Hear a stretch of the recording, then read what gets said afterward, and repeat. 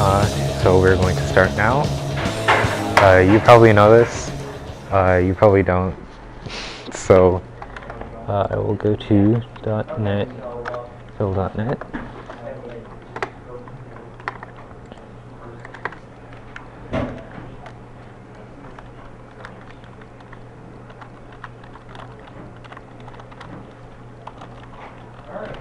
So we are starting section 7 in the textbook.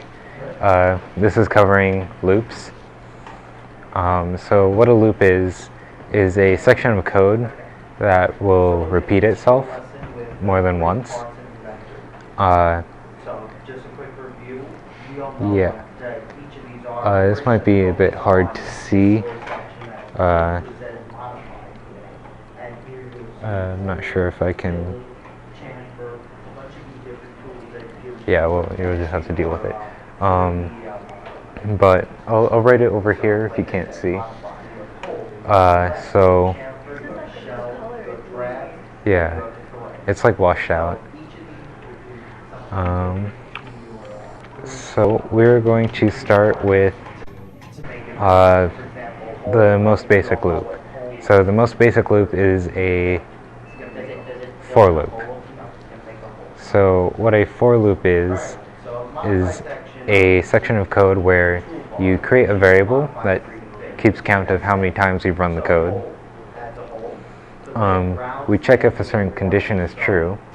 So if, say, x is greater than 5, it is a boolean that we check every time the loop is run.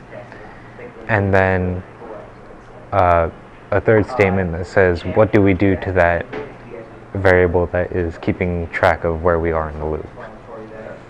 So if I were to give you the pseudocode for that, it would be for Alright,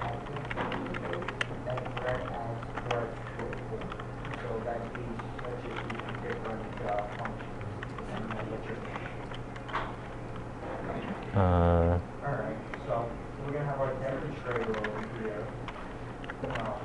I'm saying hi to the folks. Okay, so you're going to make a cube known as Erica. You're going to make a cube. So here we have the code. Can you see it? Okay, I'm going to talk louder. So we have the word for, and then in parentheses, this entire section. We have the iterator, the condition, and then count is whatever we do to that iterator. So for iterator, we declare a new variable. So if I were to give an example of this, we have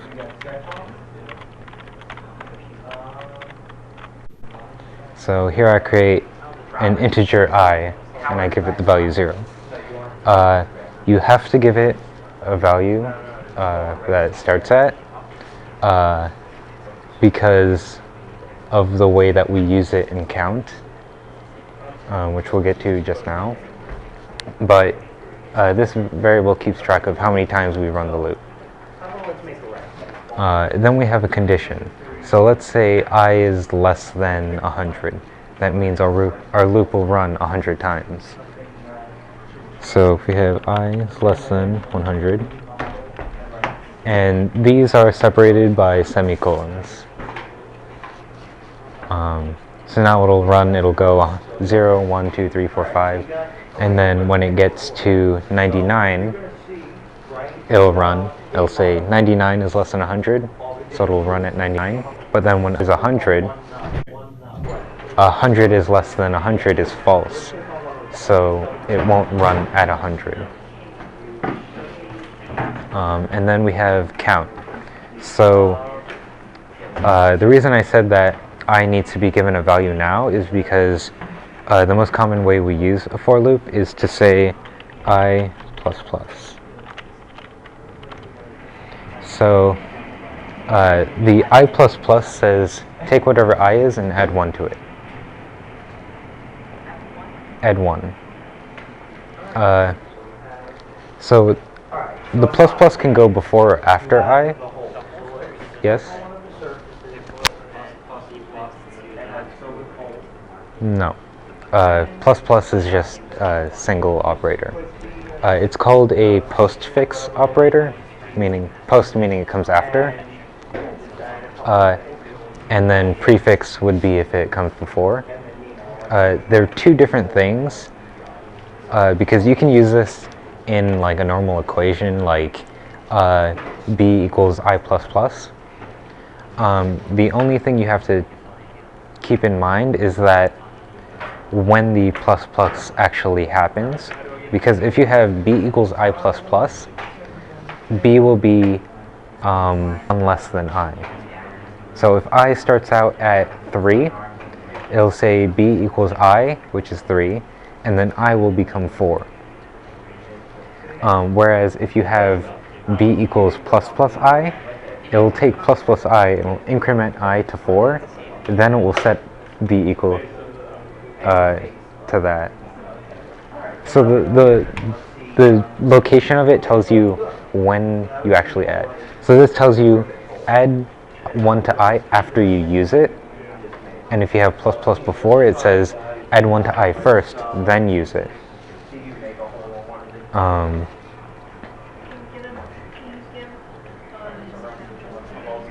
So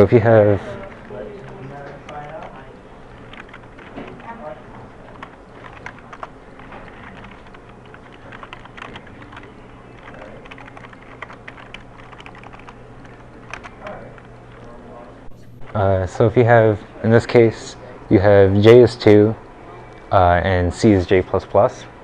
It'll take J, which is now, right now it's 2, and so now C is 2, and then it will take J and add 1 to it. So now C is 2 and J is 3.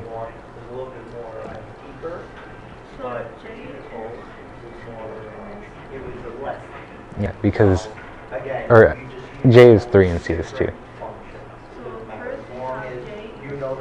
Yes.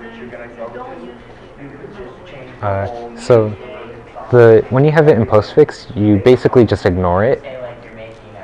So we will say C is J. So now C is 2. And then we see J plus plus. So we add 1 to J. So now J is 3. Yeah, C is still 2. If you read it from left to right, it's the math like C equals J, and then after that you see that J is equal to 3. So you see right up there, but with a multiplier where it says C equal along. So if you say C is equal to... Okay. Can you say, if you forget that? So that would C would equal to and J plus plus would equal to 3. Yeah. Now and then if you add another thing, So if we look at this, the thing you have to keep in mind is that it's done from left to right. So we say C equals J plus plus. So we'll use the current value of J, which is 2.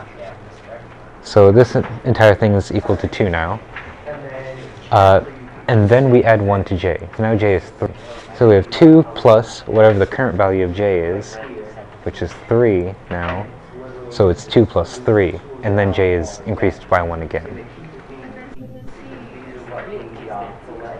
Well, now C is J plus plus plus J plus plus. So it would be 2 plus 3, so which would be 5. And then J would be, you increment it here and you increment it here. So now J is 4. So now, like after, at the end of this, C is equal to 3 plus 4 and J is equal to... It's 2 plus 3. Oh, Because the postfix means you do it after you use the variable. so what would C? C would be 5, because it's 2 plus 3, and then J is 4. So if we then go on to the loop, and if we were to say, let's make it run 10 times so that it'll be easier to see in the console what's going on.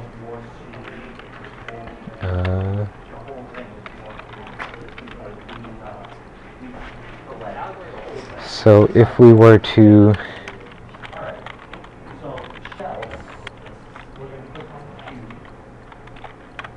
Write this to the console so we can see what numbers we get. We get 0, 1, 2, 3, 4, 5, 6, 7, 8, and then 9. And I said before, if we were to have 10 is less than 10, that would evaluate to false. If you wanted to get 10 in here, you could put less than or equal to. Okay.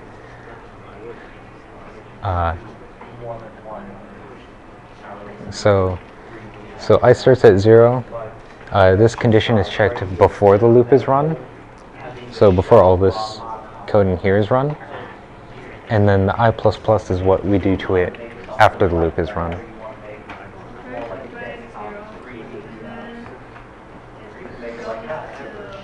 So you can think of it, we start I is 0, we check the condition, 0 is less than 10.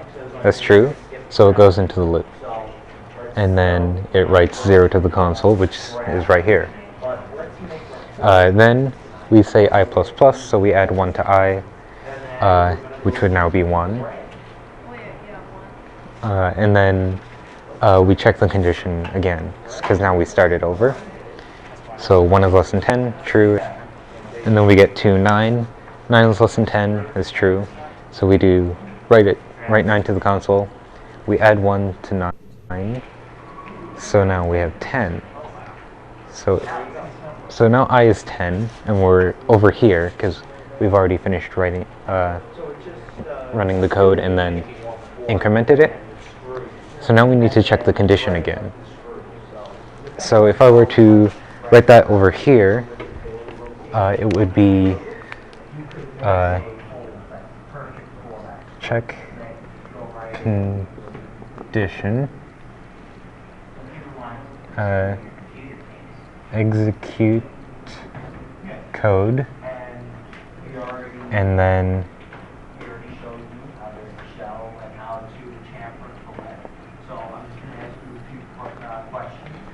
so first we check the condition, is I less than 10, then we execute what's inside, and then increment I.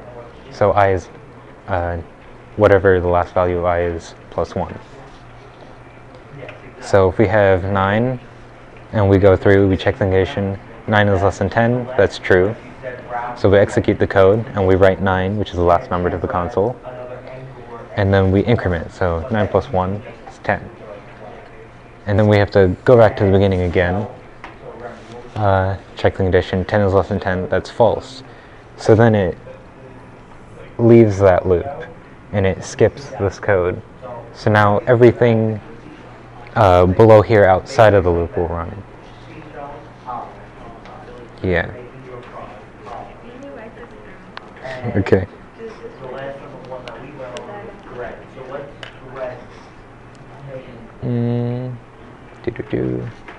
Let me see. Oops.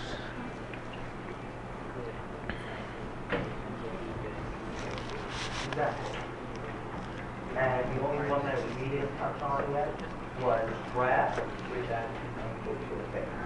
So it's sort of like transfer, but transfer is for only the end of the form. Draft is just the whole thing. So it's making anything to expand on the content. So we'll be talking about that next lesson. But do you have any other questions? No?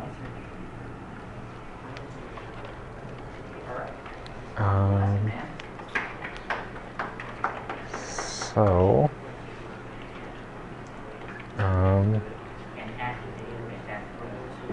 you can kind of cut this part out.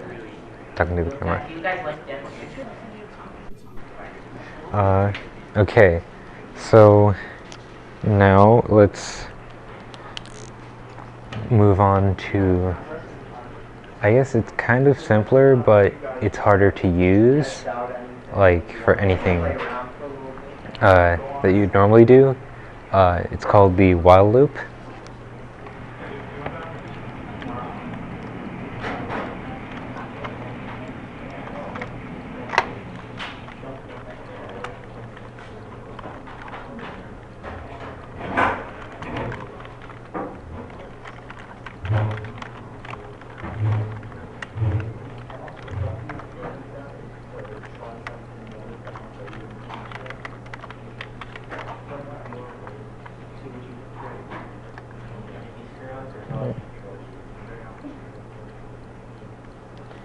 Okay, so the next type of loop, and there's like two different variations of this. I'll uncomment it so it's easier to see. But it is called the while loop. And so the reason it's called this is because while the condition is true, the loop will continue to execute. So we only check the condition. We don't have to create the iterator or increment the iterator.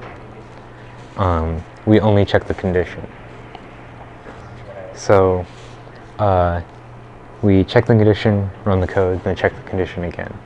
And it kind of expects that the code will modify the condition for us. So like if we have, say, some other variable created out here called I, then once we get into here, it'll check, is I greater than 5? And then in here, we'll do something that will decrease I until it's less than 5 or equal to, at which point the loop will stop executing. So if I were to show that here, if we had, let's call it B. And then for our condition, we'll have B is greater than 5. And so now we'll execute our code inside, whatever that may be, and then we'll say B, we can use minus minus because it's basically the same as plus plus, but instead of increasing by 1, it decreases by 1. You could also write it as B equals B minus 1. So now if we were to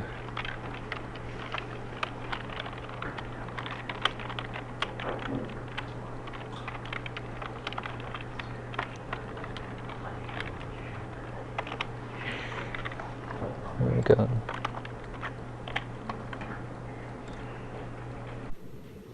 If we were to run this, we say B starts at 10. We check if it's greater than 5. True, so we just write it to the console. We get 10, and then we keep going through. We get to 7. 7 is greater than 5. We write it. We decrease it to 6. 6 is greater than 5. Write it to the console, and we decrease it again, which would now be 5.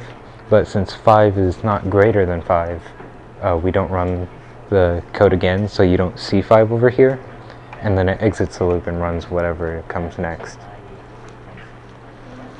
you do the same thing like this with the other loop before you Yeah, you can do the same thing.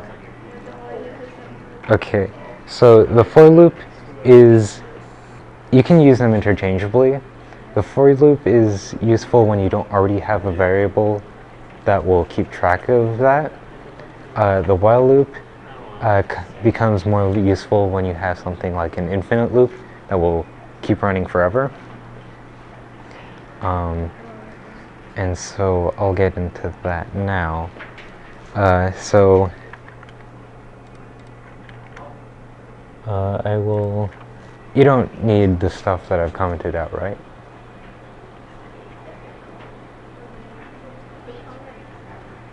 Do you want me to leave that there? Yeah. Okay.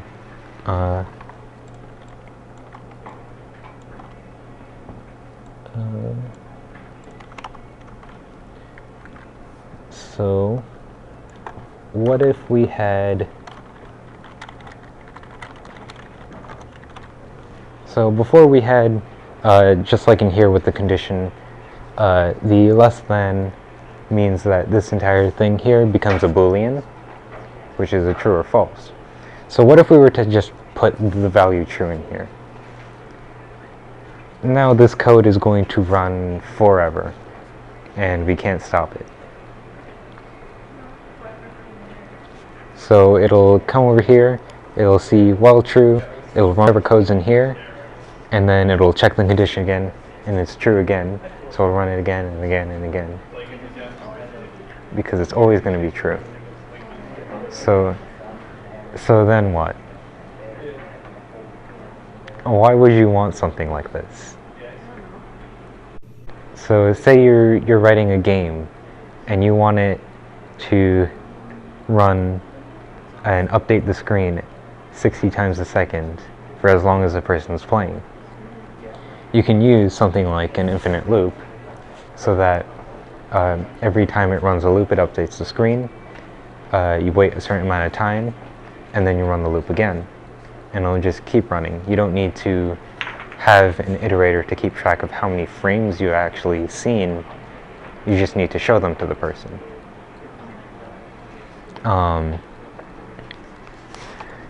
But now there's a problem. What if you want to stop this loop? Yes? It's something similar.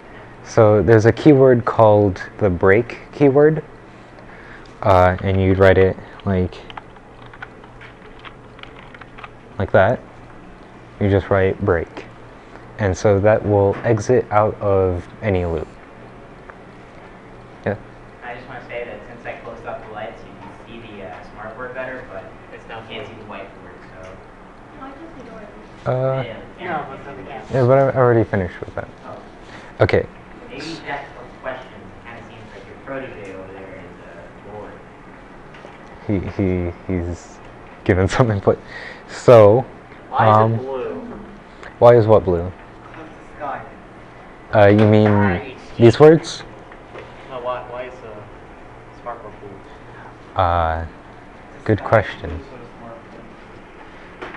Okay, so now this loop will enter, it'll continue infinitely, and then, well, infinitely, but it will enter the loop, hit this line, and then immediately leave the loop.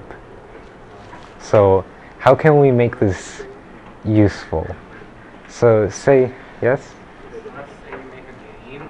Yeah. And what you want to do is you want to make the code like loop through to check if the player is pressing on a button for a movement.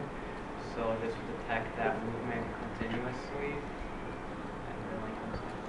Yeah, you could use it to check if someone's pressing a key. So you can say in here, check if the person's pressing the key, and then if they are, move them to the left.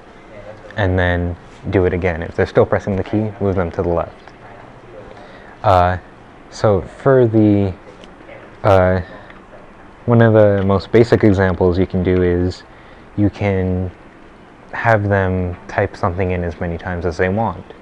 So if I want string s equals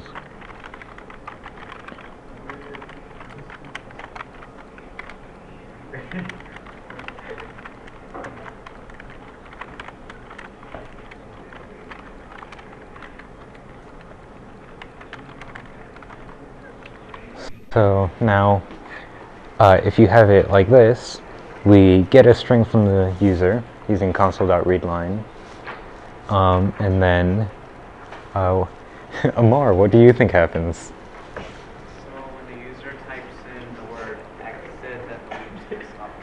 Yeah, so if the person types in exit, the loop will stop because this condition will be true, and then it will execute the break keyword, which will then exit this while loop, and it will run any code that's over here outside of the loop.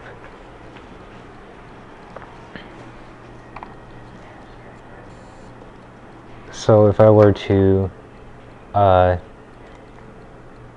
it just parrot this,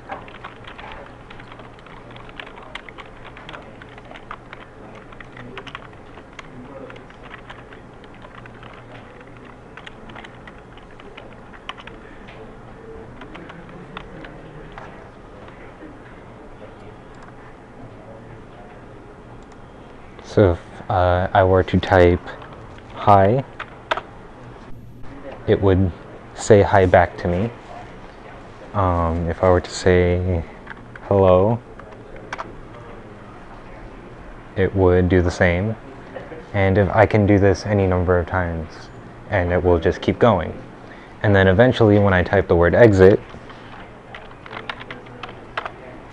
it will exit the loop. And so now if I tried to type something else, it wouldn't work because the program's already closed. Yeah, so that is exiting a loop. Let me see, what else do I have? And so there's one other form of the while loop, and that is the do while loop. It's basically the same thing, just in a different order.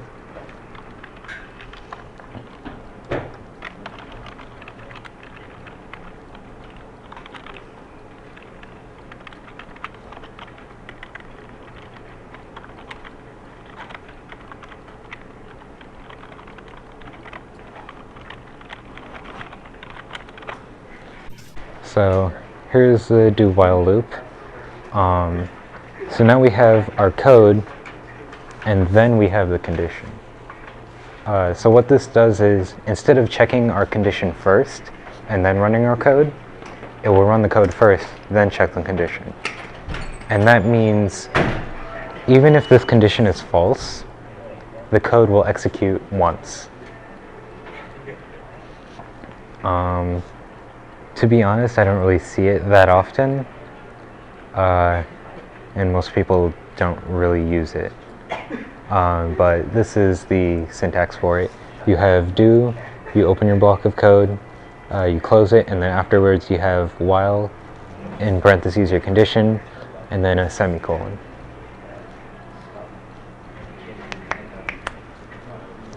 Yeah.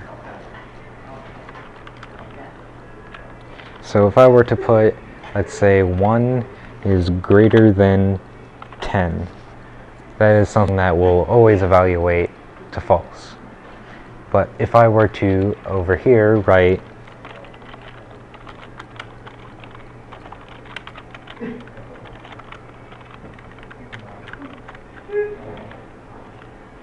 ABC, and I were to run this code, you'd see it writes ABC to the console. Yeah.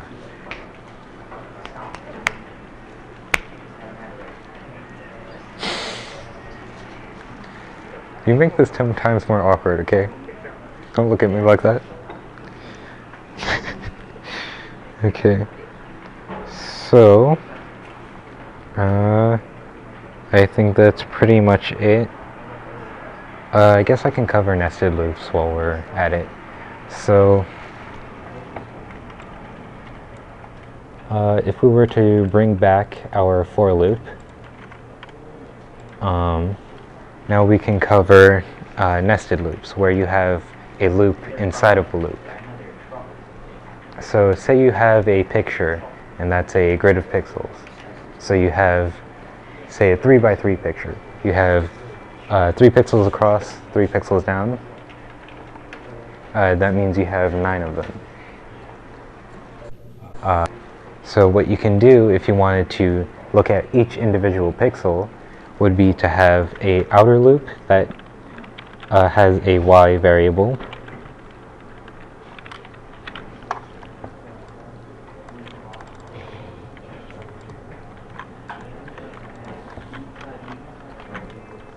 And then an inner loop that has your x variable.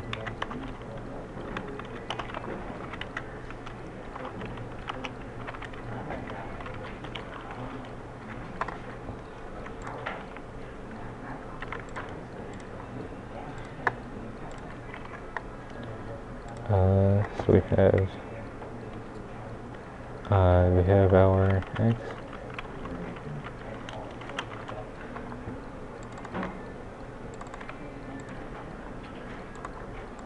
So I changed the compiler to Roslyn 2.0, that just means it's using a newer version of the C# language. So you can do fancy stuff like this, where you, if you have a string, you can put the variable directly into it. It's called string interpolation, but you don't really need to know that yet. So basically we have an outer loop with our y variable, and then an inner loop with our x variable. So then it will start the outer loop, then it will start the inner loop, and it will go the first pixel, the second pixel, the third pixel, and then it'll start the next iteration of the outer loop, which will be our first row down, and then go the first, second, third, and then the next row, first, second, third. So if we were to look at our points here, we have our x, comma, y. We have our first, second, and third pixels. They're counting from 0. Then we have our second row, our first, second, and third, and our third row, first, second, and third.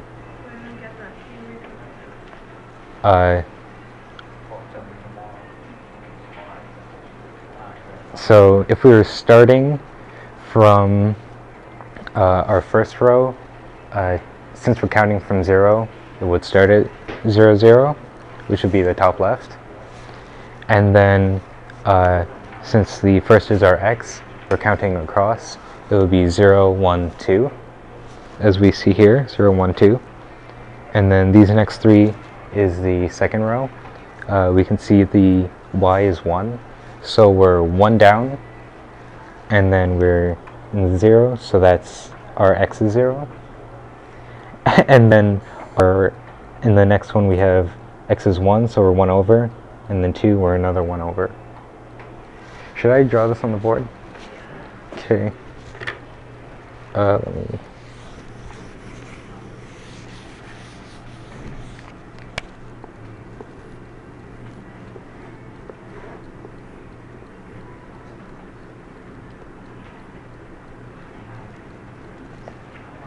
So if we were to have 0, 0, that's here, and then the next one is 1, 0, that's this one, and then 2, 0, that's this one.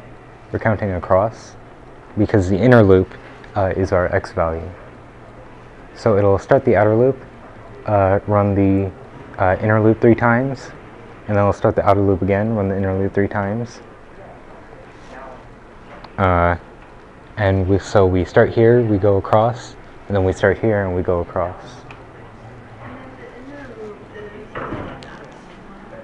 Yeah. Do you get it? The right one is the x. The right one is the y value. So this is like a normal, how you would show in math. You run the x first and then you run the y. You run the inner loop and then you run the outer loop. So you can think of it as, if we were to draw this graphically, you could say this is the outer loop, it's a big circle, and then our inner loop is a smaller circle, and you were to start here, you'd go over here, and then you start the outer loop, and you get to the inner loop. You run this 3 times, and then you return to the outer loop.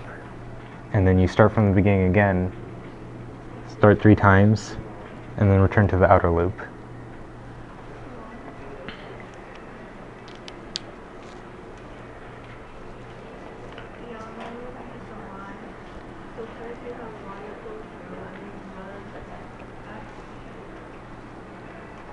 So if we were to ignore this outer loop for a second, and so we just have this inner loop, x is 0 to 3, we'd say in these 3 lines we get 0, 1, 2.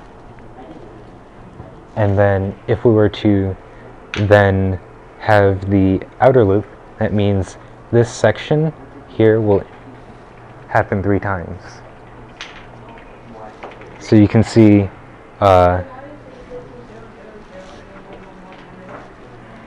so if you see in this outer loop, we start y is 0, and so this will run 3 times.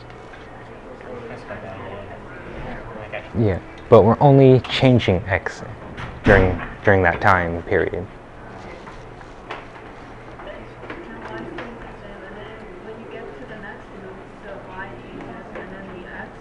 well, yeah, it starts over because we initialize it to 0.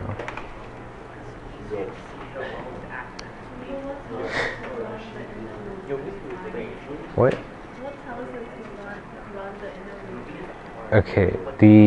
Okay, this condition here tells it to run the loop 3 times. So we start x at 0, we check if it's less than 3, and so this code will run 3 times, because every time we increase x by 1, so it'll be 0, 1, 2. And then we do that entire thing 3 times for the y. So you can see this bit here is repeated there, and then repeated again. Good. Is there any part of that you didn't understand?